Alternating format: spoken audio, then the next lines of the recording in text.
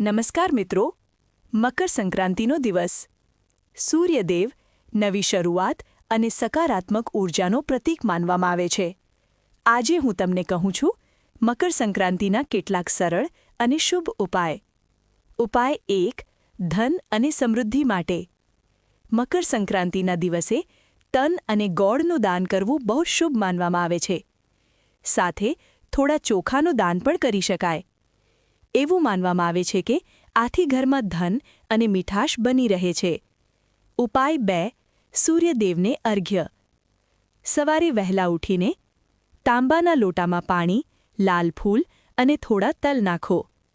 સૂર્યદેવને અર્ઘ્ય અર્પણ કરો. આ ઉપાયથી આરોગ્ય, આત્મવિશ્વાસ અને સકારાત્મકતા વધે છે. એવું માનવામાં આવે છે કે આથી ઘરમાં ધન અને મીઠાશ બની રહે છે. ઉપાય 3. કર્જ અને અડચણ દૂર કરવા. આ દિવસે કાળા તલનું દાન કોઈ જરૂરિયાતમંદને કરો. મનમાં તમારી સમસ્યાઓ કહો. એવું માનવામાં આવે છે કે આ ઉપાયથી આર્થિક અડચણો ધીમે ધીમે દૂર થાય છે. ઉપાય 4. ઘરની નકારાત્મકતા દૂર કરવા. મકર સંક્રાંતિના દિવસે ઘરની સારી રીતે સફાઈ કરો. જૂના કપડાં અથવા બિનજરૂરી વસ્તુઓ દાન કરો. આથી ઘરમાં શાંતિ અને સકારાત્મક ઊર્જા આવે છે.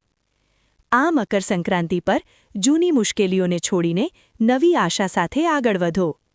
મકર સંક્રાંતિની હાર્દિક શુભકામનાઓ.